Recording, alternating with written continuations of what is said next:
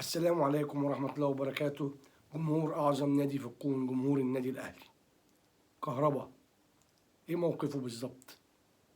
موقف كهربا كالتالي: النادي الأهلي بعت قائمة مبدئية لقائمة كأس العالم للأندية للاتحاد الدولي. السيستم قبل كهربا، ما كتبش جنب منه موقوف، وفي انتظار خلال ساعات خطاب من الاتحاد الدولي بأحقية كهربا في المشاركة وإعطائه مهلة جديدة لتسديد الغرامة. بمعنى كهربا يحق له اللعب من يوم 12، هياخد مهلة لحد شهر 10 أو الانتقالات الصيفية الجديدة.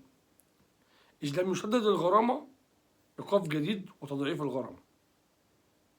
ده موقف كهربا بمنتهى البساطة. السيستم قبله مع القائمة بتاع كأس العالم للأندية، فإذا إحنا في انتظار إيميل خلال 24 ساعة اللي جايين بأحقية كهربا في اللعب. طيب، موضوع عمر كمال عبد الواحد.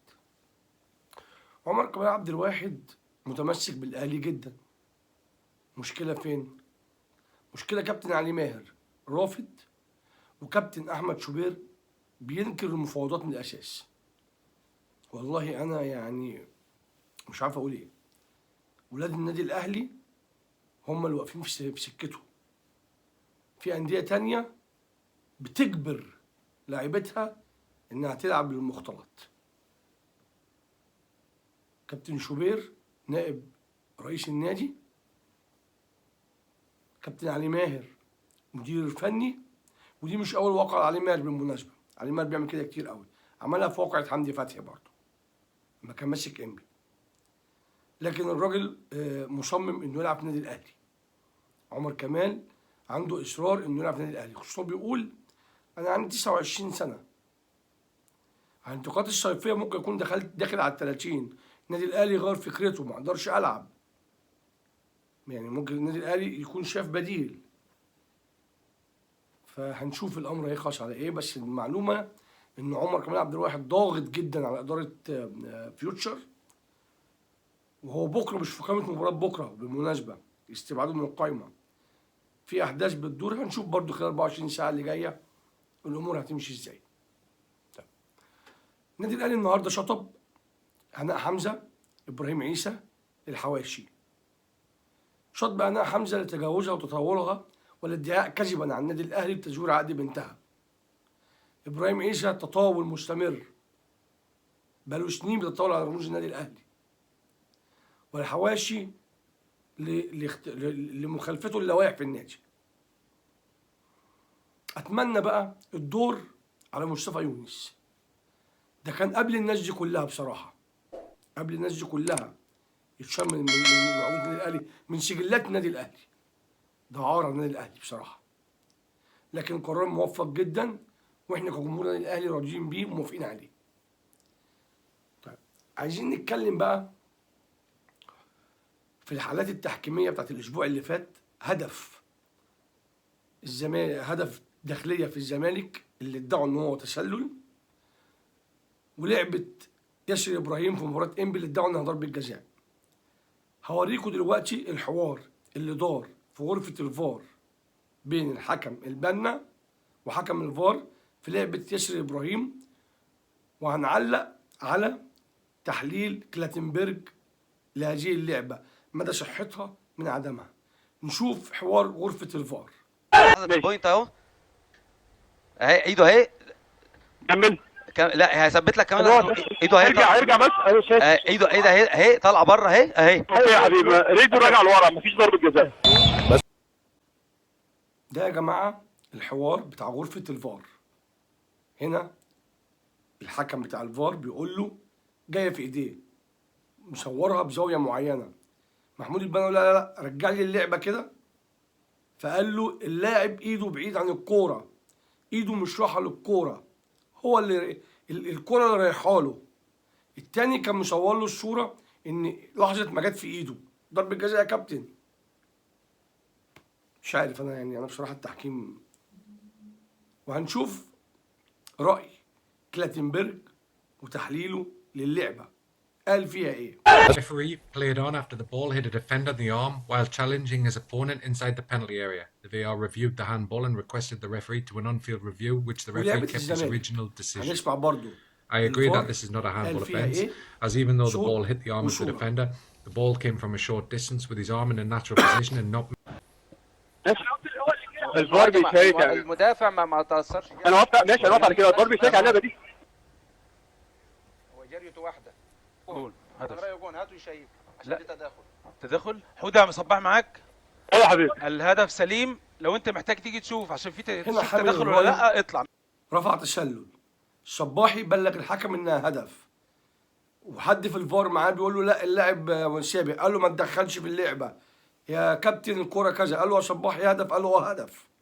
حابب تشوفها تعالوا شوفها. احلى ما في الموضوع ده بقى ان كلاتنبرج لما شاف اللعبه دي وحللها تم ايقاف حمل الرايه، لان انت اصلا قدامك فدان، يعني انت اللعبه مش صعبه، قدامك فدان الا اذا كنت متعمد، وانا اعتقد ان هي فيها تعمد يعني، واتمنى الاحتواء بس يخف شويه يا جماعه. جميل جدا موضوع ان احنا نسمع حوار غرفه الفار ده بيتقال فيه ايه والتحليل ايه، ونشوف نوايا كل واحد ايه، عشان حتى لما يطلع نقول الحكم ده ظالم ما يبقاش ظالمين. يعني انا النهارده لو ما سمعتش الحوار ده وكانت اللعبه دي اتحسبت اوفسايد كنت اقول الصباحي، لكن الصباحي اصر على رايه ان هي الكره هدف.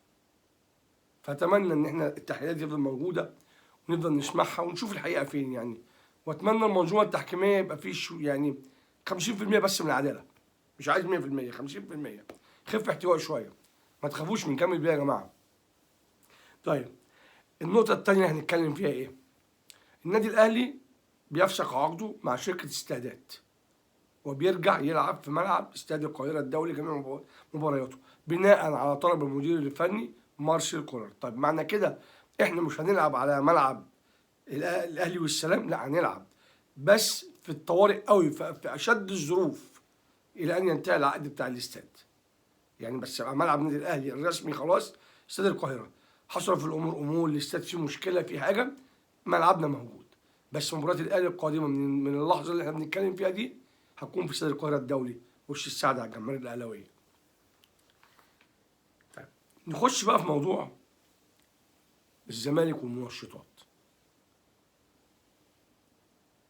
فتوح وعبد الله جمعه لحد وقتنا هذا مختفيين، ما استجابوش لاخذ العينه والتحليل. طب الوضع هيكون ايه؟ خدوا انذار هما 3 ايام، لو ما ظهروش هيجي لهم جواب بالايقاف.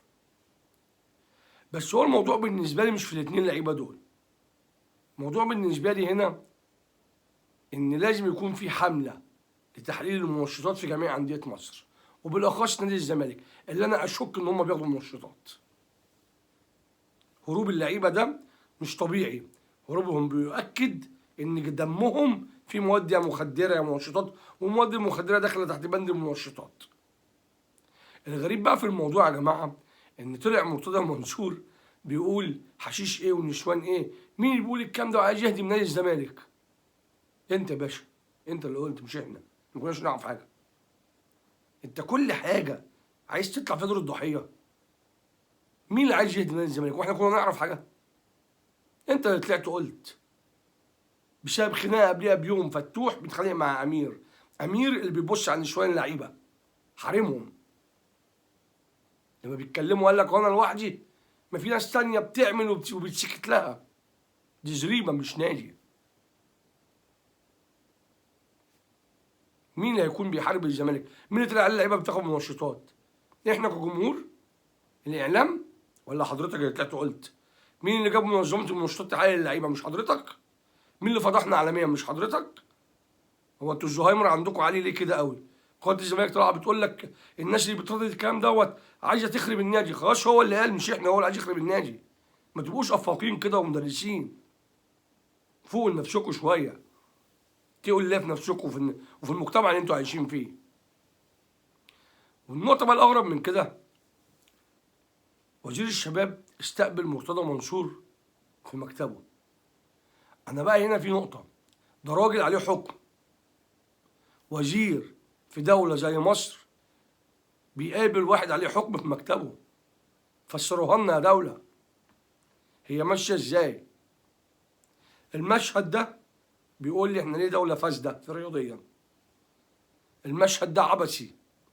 المشهد ده للأسف بيقول الناس دي هي المتحكمة في المشهد الرياضي، عشان كده المشهد الرياضي في مصر وصل اللي احنا وصلنا له، منشطات، تحكيم بايظ، مسابقات بايظة، تدليس، إعلام مفيش.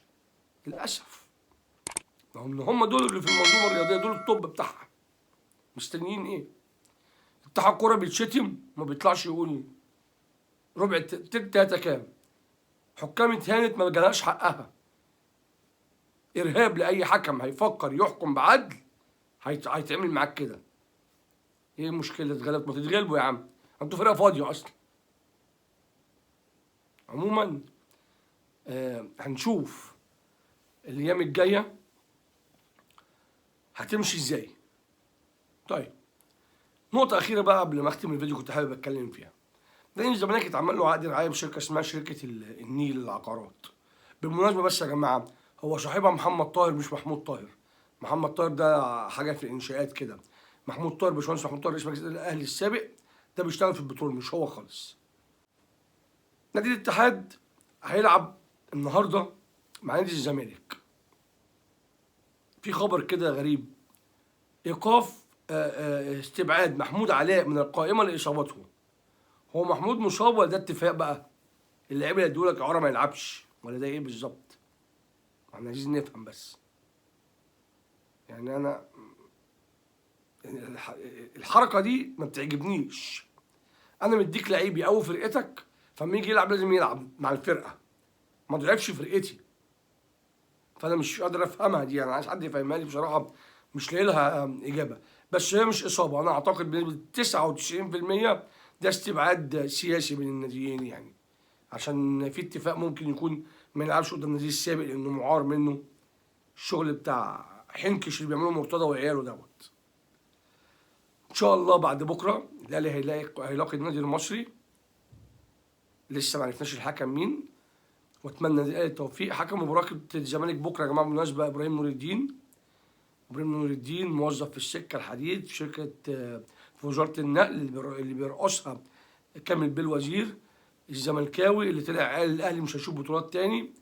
فطبعا اعتقد ابراهيم جاي عشان يحوط على لعيبه الزمالك من الانذارات، ما ياخدوش انذارات عشان خاطر ماتشهم مع الاهلي وبالاخص زيزو يعني. فنتمنى لك مهمه موفقه بكره ان شاء الله يا كابتن ابراهيم كعادتك يعني. ان شاء الله يا جماعه نشوفكم على خير في حلقه جديده بعد فوز النادي الاهلي ان شاء الله على النادي المصري والاحتفاظ بالصداره، واشوفكم على خير وتصبحوا على خير.